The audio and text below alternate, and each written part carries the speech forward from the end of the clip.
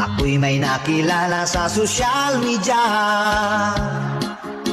Sa kanyang profile pic ay napakaganda. Ako'y napanganga sa sobrang sexy niya at sa kanyang ganda na maladyosa. Sinubukan ko na i-video call ko siya, pero ang sabi niya ay chat lang daw muna. Hindi pa siya handa na siya'y magpakita. Excited daw ako at yun ang sabi niya. Pero siya ay kinukulit ko talaga.